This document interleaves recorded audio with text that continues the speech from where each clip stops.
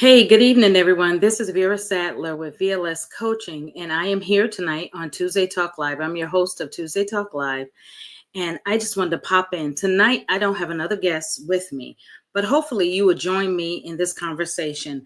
Pardon me if I look up. I've been trying to get my camera set straight tonight, but if you have a chance, join me in the room because I want to have a conversation with you tonight real quick about this topic of, and hold on, I'm getting my camera set.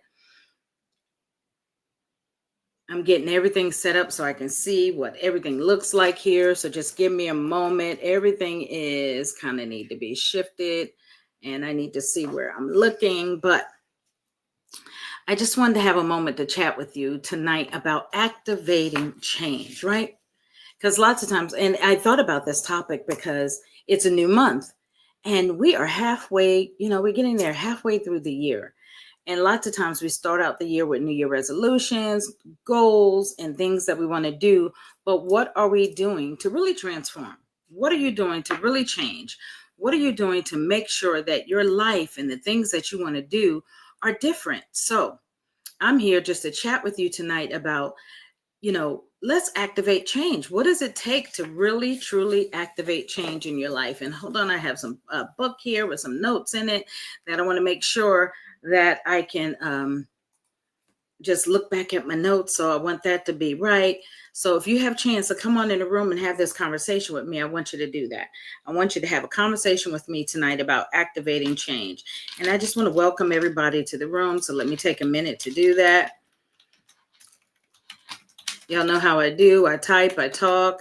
But the conversation tonight is about activating change. And I know I'm not the only one that have witnessed or had things happen in my life where I said, hey, I need to change. This is not working. Or this is, even if it is working, you're ready for things to be different in your life. If you come online now to watch it now or you're watching it later, I want you to go in and give me a thumbs up in the chat or make a comment in the chat that you know that you've been in a place at times where you want change to happen. So what do we do when we want change to happen? Does it just happen because we think about it? Does it just happen because we say we wanted to change? Does it just happen because we write down some notes about wanting change to happen? I believe sometimes it doesn't, because we don't take all the proper steps in activating that change. So how do we truly activate change? And over the next couple of segments, I want to delve deeper into this conversation about activating change. Good evening, Treese. It's so good to see you here tonight. And I know you've done some amazing work with not only yourself, but helping others see a need and a purpose for change. So what is it that we have to do? And when I was thinking about this, like I said, again, how many of you start out the top of the year and say, this year, 2025 is going to be different? I've heard all kind of, I always hear all kinds of slogans. And I know you guys have heard me to say before that I'm not a big slogan person. I'm not a big, more in 2024 or alive in 2025. I'm not a big person about that. What I'm about is setting goals. Realistic, the whole SMART goal acronym, realistic goals that are achievable, specific, measurable, achievable, realistic, and time measured goals. And so we need to take time to say, okay, what am I trying to do? What am I trying to achieve? But the first step, guys, the first step to change is acknowledging.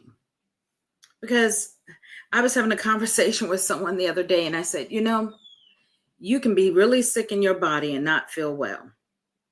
But until you acknowledge that you need to go, or you do something about it, or you go to the doctor, you can't get the help you need.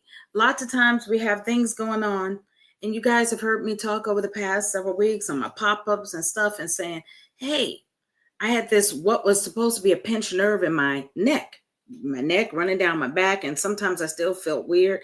I just came in the house from taking almost a 2-mile walk because I still need to stay fit and active. Right. But I had to find out what was going on with me. So they put me through this regiment of things. I had to be willing But first, when it happened, I had to be willing to acknowledge something's not right. We all know that pain indicates something's not right, or that there's some discomfort. Discomfort indicates something's not right, and it's triggering something that needs to change, right? So by that pain and that discomfort, it let me know something's not in alignment. Something's not aligned the way it needs to be. Went to the doctor, went to the physical, to the orthopedic doctor. They said one thing, and they said, well, start this PT. And then, we'll do MRI, we'll do all this and come back in a month. I scheduled my next, I went to physical therapy one day. Guys, let me just tell you, I came out of physical therapy, and within 2 days, I could barely, and I had been to a couple of sessions, but afterwards, one treatment of physical therapy, I went in one day, I could barely move my neck, my back, my arm. It was as if I was set back 3 to 4 weeks. I had to acknowledge that something wasn't going right with the current plan I had. Well, went back within my month, and I found out what was the root of, it wasn't just a pinched nerve, because I can move my arm, so that piece was already worked out. So then the continued physical therapy wasn't the answer. I'm saying all this to share with you and say, when we want to change, the first step is to acknowledge that something's not aligned with what we want, where we're trying to go, and what we're trying to do.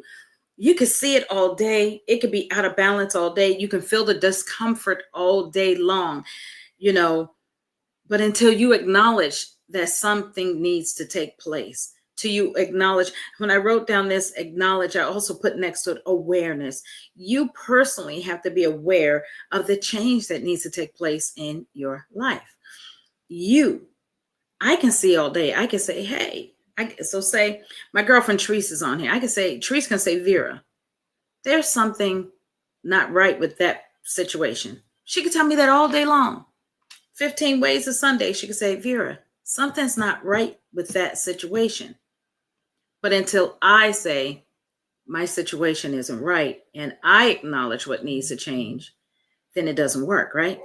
So acknowledgement, awareness, owning it, and saying it. So I say the first step to me is acknowledgement and awareness. Be aware of what's around you. Be aware of what's happening. Be aware of your own life. Be aware of what you're looking at that you're saying needs to change. Acknowledgement and awareness. Acknowledge that this isn't where I want to go. This isn't what I want to do. This isn't how I want to feel. There's a discomfort. Now, somebody say, well, discomfort isn't always bad. No, it isn't. Because there are times that discomfort is purposeful. Discomfort sometimes is for growth. Discomfort sometimes is because we need to get to another place and we need to elevate. And sometimes we need to get out of our comfort zone, and discomfort will shake us from where we are. But again, discomfort serves a purpose. Discomfort lets us know that where we are, it requires a shift. If I'm sitting down in a chair and I always amaze that sometimes these young people, they can fold their legs and they can sit Indian style for an hour or two and they don't lose mobility. Their feet and legs don't go numb. But if I sit in a chair and I sit Indian style too long with my legs bent, sit cramped up or something, there might be some discomfort. What is that telling me? That I need to shift my position, that I need to stretch my legs, that I need to get up and I need to move. If I had an incident where I used to work for a neurologist, and I used to sometimes wake up with my hands numb. And so I said, hey, what is that all about? And he said, because you fell asleep on your arm bent and you cut off the circulation. So you have to shift. That discomfort proved to me that it needed. So discomfort serves a purpose. We don't like discomfort. We want everything to be easy going. I've heard people say, at this point, things should just be gliding through. That's not life. Discomfort serves a purpose. When you're working out, a friend of mine, Amanda Hill, shout out to Amanda. She trains, she bodybuilds. I think she does personal training. All I know, she's super, super fit, right? But she always used to say, when you feel that muscle stretching, It's because it's growing, it's doing something that you can't just, your muscles are not going to get fit just because you go in there one day, but you have to stretch it and you're going to feel it, because that's when you know it's growing. You're doing what you need to do for that muscle to gain, right? To gain strength. If your muscle's been weak, you got to stretch it. If your mind is weak, guys, you have to do some exercise for it to gain its strength. So discomfort serves a purpose. And we have to acknowledge it, that I'm not comfortable. I don't like where I am. I don't like what I'm doing. This is not where I want to be. How many of you out there listening to this or will listen to this are ready for change? Too many times we want change to happen just by blowing in the wind, or we want someone else to bring it or activate it for us. So we blame the whole world. This one didn't do what I needed them to do, or I couldn't get this resource, or I couldn't get this help. Well, lots of times, and 9 times out of the 10, the change happens because of you. The steps you take, the steps you make, because you acknowledge and you are aware what you need to do. So I'm not going to harp on that, but that part is just really, to me, the very first key is to acknowledge and be aware. Okay, so say you're driving down a car. This is another thing just came to my mind about awareness. You're driving down the car, driving down the road with your car. You went to the gas station. Have you ever seen somebody and their gas cap is hanging out the car, or they didn't close the gas tank? I mean, I have. And you're trying to get their attention to make them aware that something's not right. That's the way some of us are. We have other people trying to flag us. Hey, hey, hey, hey, hey. Something's not right. Hey, hey, hey, hey. We're trying to get there, trying to get our attention that we need to make a change. Hey, you're heading down the wrong road. Hey, hey, hey, stop before you hit a ditch. We do that professionally too. We try to make people aware. Whoa, whoa, whoa, stop. You need to change. I've had young people that I've mentored in the workplace, and I've said, whoa, whoa, whoa, you can't talk like that. You can't behave like that. And not saying that you don't have feelings, you don't have opinions, but your presentation, semantics, means so much, and not just for everybody else, but for you. Be aware of who you are, what you need, and where you're trying to go. So if I'm trying to get here, but everything I do keeps me here, I'm not acknowledging that change has to take place. I think this has been coming up too, because I'm in this big change management with the team that I work with. And I've just been so focused lately on, there's some things we have to own and we have to be responsible for. There's some things are out of our control, but how we manage what is and that we're aware of what's in our sphere of influence is up to us. But the first thing is acknowledging it, being aware that it can't stay the way it is. You have to know your motives, what's bothering you, what hurts you, what drives you. Some people don't even know why they feel. Like if I kept poking myself, I have a little nail, not real long, but never mind, little nail. But if I kept poking myself with that nail and then wonder why my arm is sore the next day, be aware of what is poking you in your life and making you have such discomfort. If I was sitting in this chair and I couldn't get any support from it, well, just to give that as an example, I'm in this chair, and part of the thing that, because of the way my desk is, I have to have a pillow in my back to get enough support. I had to be aware of the discomfort, and I had to make a shift, just even in this chair. Why? Because I had to shift what I was doing to get what I needed. I hope that makes sense. I hope that makes sense. I'm trying to coach you through this very first piece. This free coaching for you tonight. Make a shift. And how many of you know that big shift is all in your mind? Most of it takes place in your mind, because you have to shift it in your mind, your mental, your emotional, before you can do it physically. If you don't make up your mind, if you're not grab hold of it in your mind, your thoughts need to change about some things. If we don't do this mentally, we can't do it physically. We can't take the actions and the steps to get where we need to go. So ask yourself a question today. What is it that I'm trying to ignore that is right in front of me? I'm going to put that question in the chat. And I want you to be able to ask yourself that. All right, I'm going to put it here because I want everybody to see it. What is in front of me that I try to ignore? Ask yourself that question.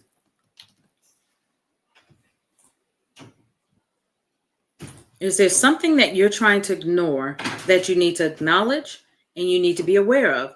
Is there something there that you need to make sure that you stop pressing that little red ignore?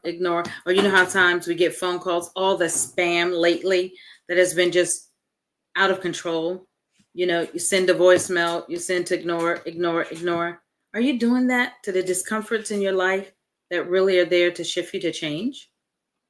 Are you pressing ignore on the discomforts that you should be accepting as something? Instead of hitting ignore, you should say, okay, let's take note.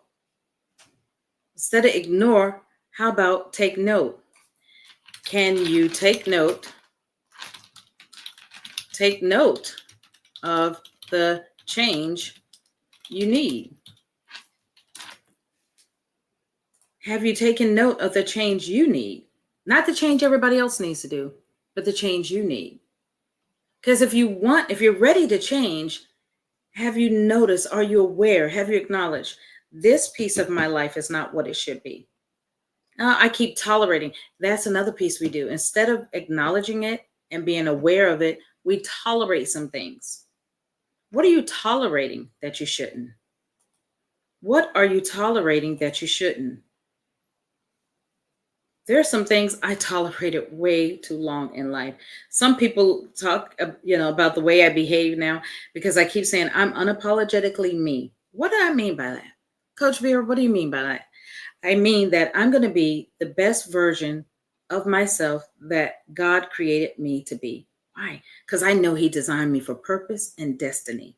And I can't do that by tolerating behavior of myself or anyone else that robs my peace, that robs my purpose, that robs my joy, that robs my finances, anything. I have to acknowledge the discomforts and the things that don't make sense, that are not right. Can we acknowledge the things that bring us discomfort? Can we acknowledge the things? Can we stop tolerating?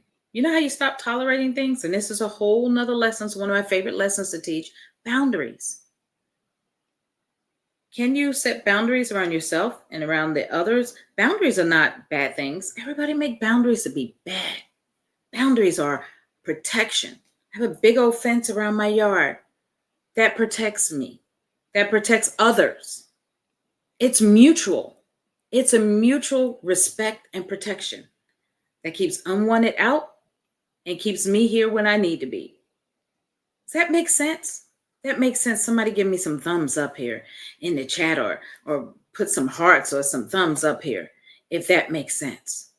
Because sometimes we don't acknowledge. One, because we just don't want to face it.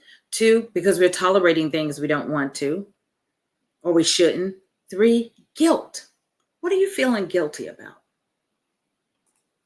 What makes you feel, what keeps you in guilt instead of awareness? Instead of acknowledgement. How about we say it that way? What keeps you in guilt instead of acknowledging? What keeps you guilty? I said it a couple of times because I want you to meditate on it. What keeps you feeling guilty instead of acknowledging what you should change, or what you should be aware of, and what you should say, that's not good for me. Maybe good for you, but not good for me. How does guilt show up in your life where it shouldn't? Do you make others feel guilty so they'll tolerate the things you won't acknowledge and that you don't want to be aware of? Wow, that was an intense question.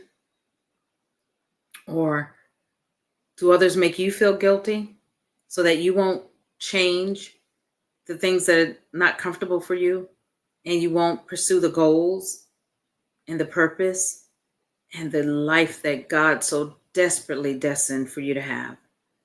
Man, he said, I came that you might have life and that more abundantly. But the thief comes to steal, kill, and destroy. See, the thief doesn't want to steal it from you. He wants to kill out the purpose, and then he wants to destroy. So for me, the destroy means he wants to annihilate. He wants to wipe out any residue and any hope of you ever gaining it back. See, sometimes when people steal, you can get restitution. The death of it means, and then to wipe it out, to annihilate it, means there was never any hope of you ever having that thing. I hope that was a quick lesson for somebody. So the thief, that's what the thief comes to do. But God came to give you life and that more abundantly. What are we letting people make us feel guilty about? Why won't we acknowledge the hope and the presence and the blessings that God has for us so that we can change? See, change really is just about shifting. Change causes us to move. Good evening, Sister Felicia. She says, someone keeps asking me a question repeatedly, and I feel like she's trying to push her guilt on me because I made a confident decision. Oh, wow. People do that. Don't they do that to you? They want you to walk their path instead of them allowing you to be comfortable with where you're supposed to go. Hold on to where you are and stand still in the place that you're in. Because people will try to talk you out of where you're supposed to go and what you're supposed to do. They'll try to make you think you've lost your mind. Sometimes, that's why I said, do we make others feel guilty? When we're not comfortable in what we're supposed to be doing, when our discomfort is causing us or is trying to cause us to shift and be better. If you see someone elevating and going and doing things and they're trying to better themselves, sometimes you get uncomfortable like, and you start saying, well, why are you doing that?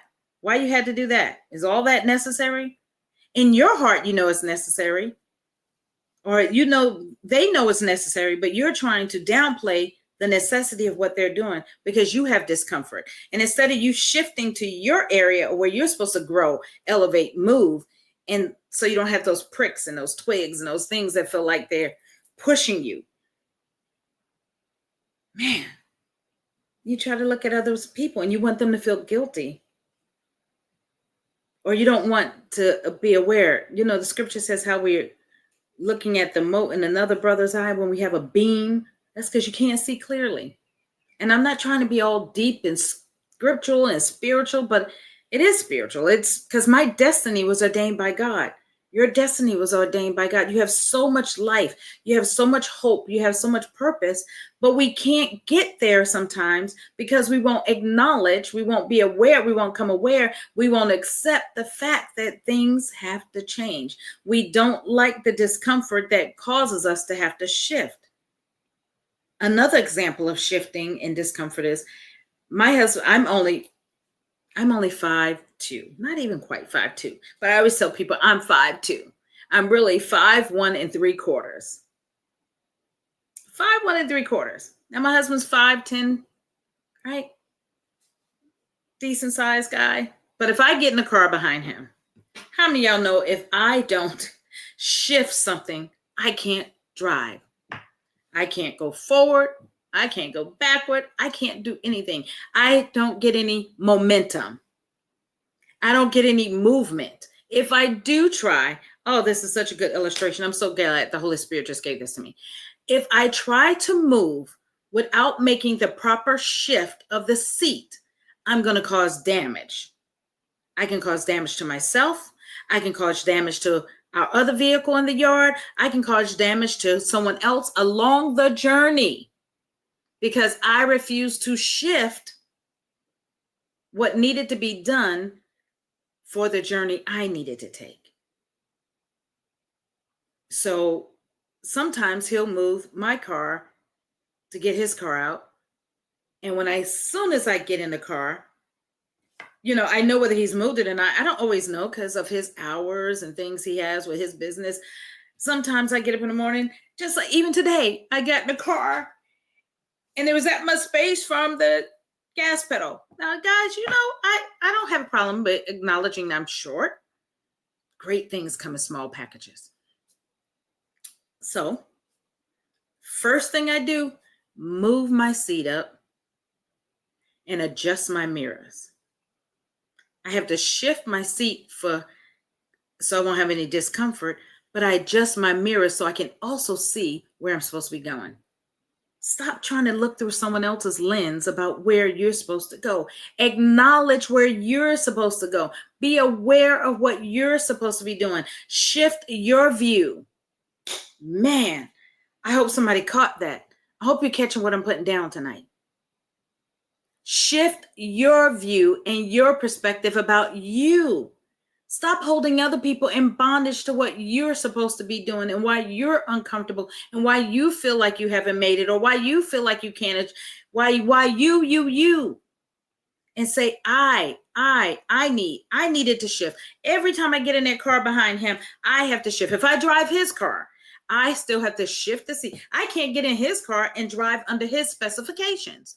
I get in his car. He has one where I have saved, I'm number 2 driver, and I press 2 because I can't be number 1 and drive under his specification and his view because I still wouldn't see anything. Can you shift? Can you acknowledge and shift so that you can be aware? Move those mirrors. I have to move the rear view mirror and I have to move the side mirrors because if not, I can't see where I'm going. I'm trying to see through his view. And if I try to look through at my life, dictated by my husband's view, dictated by everybody else's view, how many of you know I was shipwrecked?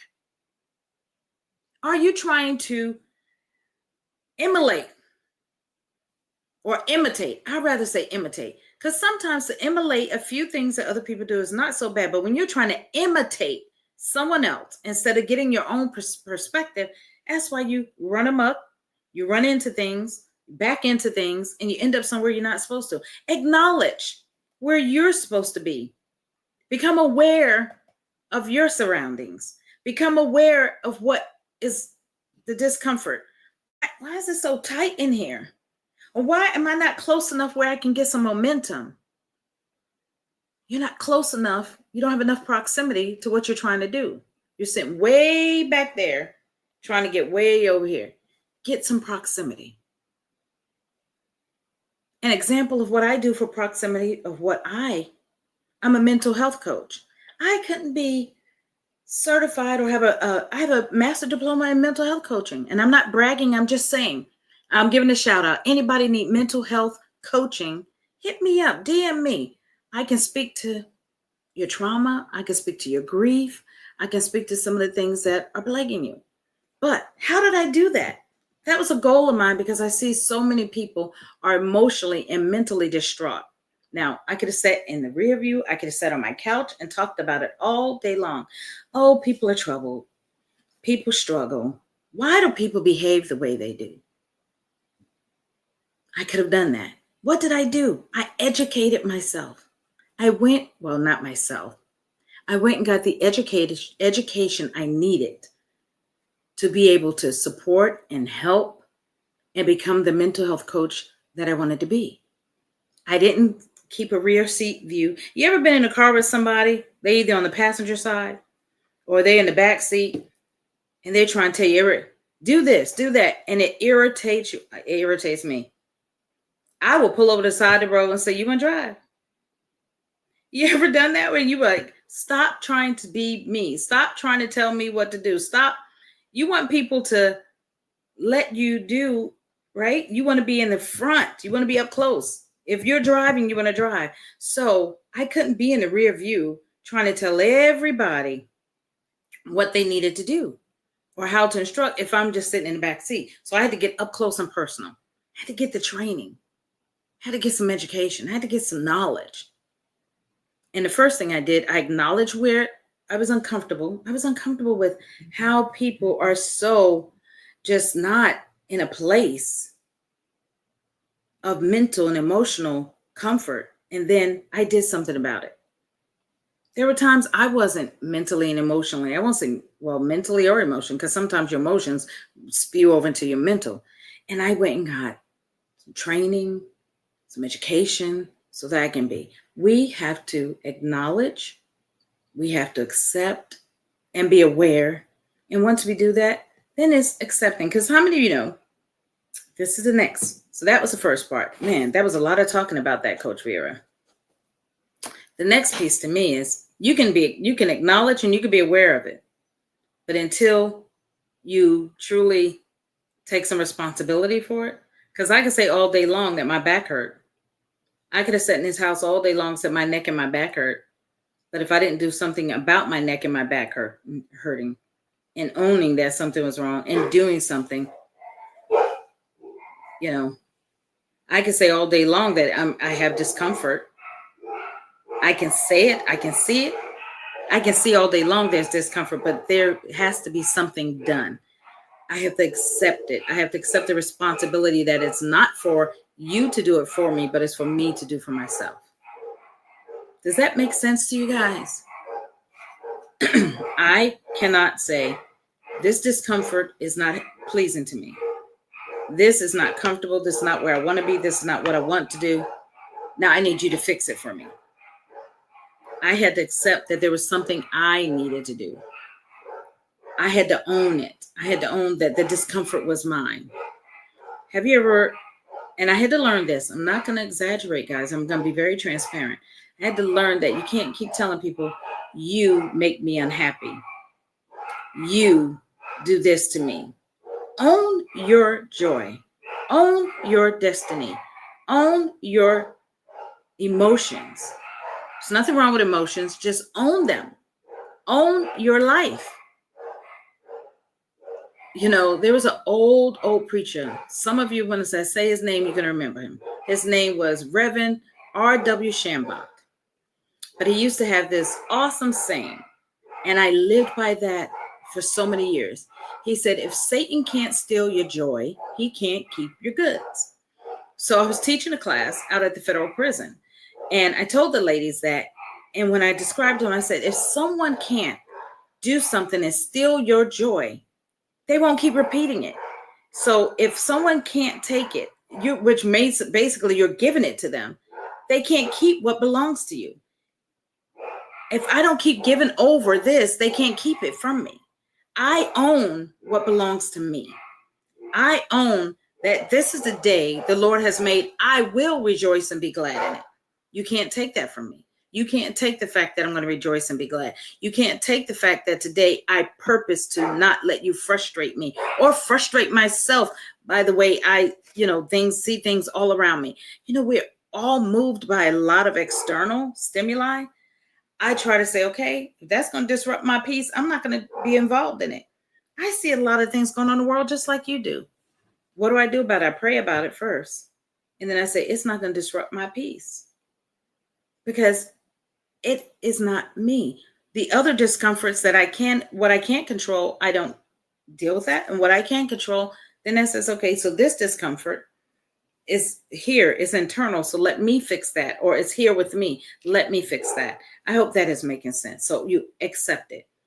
Once you acknowledge it and become aware, and accept it and you own it, take some responsibility. The next step, and we're only going to go through a few of these. This will probably be the last one I talk about tonight.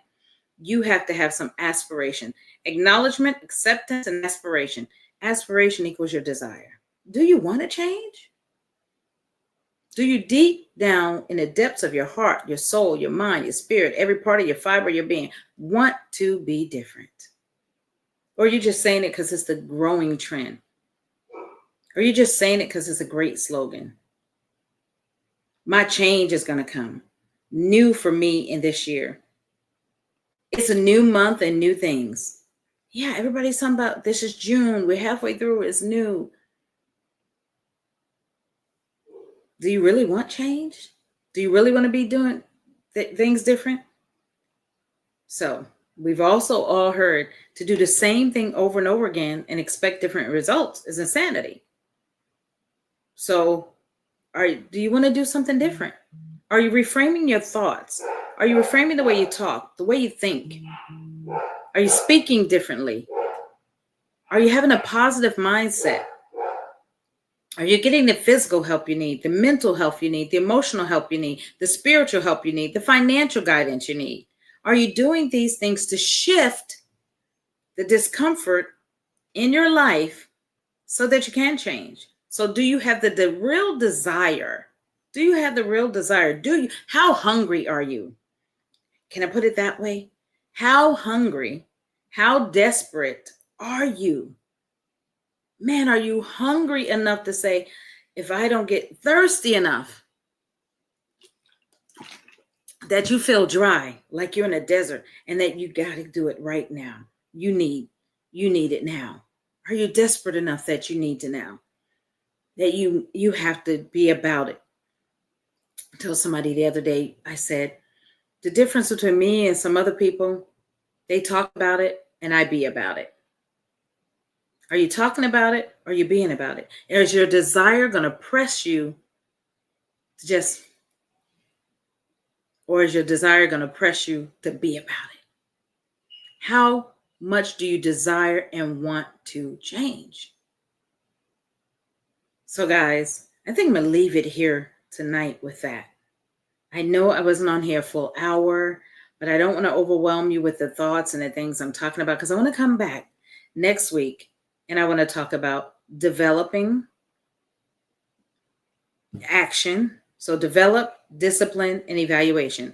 So really it's once we get that desire, once we've acknowledged, accepted, and have some aspiration, which is our desire, then we need to develop, we need to act, and we need to align, which is realigning things. And then we need to do it all over again.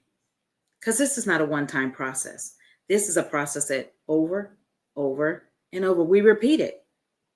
Because none of us are perfect. None of our lives are perfect. We grow, we mature, we do different things in our lives that shift us. I'm not the same person I was in my 20s, my 30s, or even my 40s. So now at 60, I do things different than I did when I was 20, 30. My goals are different. I'm aware of different things in my life that I have to do differently. I own that.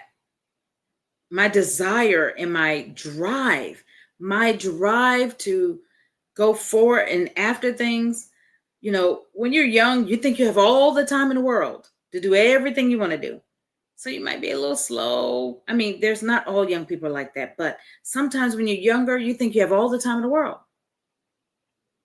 But when you get to be 60, it's like, no, time feels like it's speeding up and you better be about it, not just talk about it. So you got to do these things in these phases if you really want to activate change in your life. So come back next week and join me for the continuation, part 2 of this discussion of how do we activate change? And like again, tonight we just said you have to acknowledge, and let me put that here for us again. In order to activate change, we need to acknowledge, accept, and have some aspiration. Oh, if I could spell tonight, guys, it'd be great. So acknowledge, accept, and have aspiration. That's what's going to cause us the beginning steps to activate change in our life. And this is just Coach Vera. I just came to share a coaching moment with you about how we can move forward, how we can grow forward, how we have to start thinking and shifting our change, how we can get some momentum.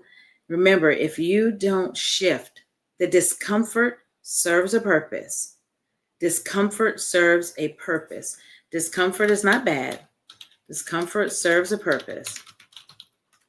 If you accept the discomfort for what it's trying to show you, if you accept it and allow it to serve its purpose, accept it for what it's trying to show you, acknowledge it, and then take the desire to change, shift, move, you can get some momentum, some forward moving. Sometimes you have to go back again. I'm almost done, guys. But these thoughts just keep coming up in my mind. Think about it. Sometimes you have to go in reverse. Like when I go down my driveway, if I don't back into my driveway, sometimes I have to back out in order to go forward, right? So sometimes, and guess what? That's not bad. Why do we let people tell us to take a step back means we're not moving forward? Sometimes you're taking a step back is so you can get a better view of where you want to go, what you want to do, where you're supposed to be, what you need to let go of, who you need to let go of, what you don't need to see, why there's discomfort, and get an understanding, right? Sometimes you need to take a step back so you have a better, as I have a manager and she says, so you can get the 10,000 view. Sometimes we're so in the weeds, we can't get the 10,000 level view. So sometimes you need to take a step back and get the 10,000 height view so then you can press in. So don't be discouraged tonight. Activate your change by acknowledging, accepting, and getting some aspiration, some go get them, some drive. And this is Coach Vera again. I will see you next week when we do part 2 of this oh my gosh, I lost my words. Part 2 of this series of activating change. I hope you guys have a great, wonderfully blessed night. If you are an individual who need help activating your change, if you are an individual who needs to overcome grief, who needs help with your mental health coaching, who needs a personal life coach, hey, inbox me. I'm here to help you and to serve you. And I want to be able to be the one that you feel like you can reach out to. That's why I'm doing these videos. So I want to be able to serve and help people get down the road. Again, this is Coach Vera. Have a great night. See you guys again soon.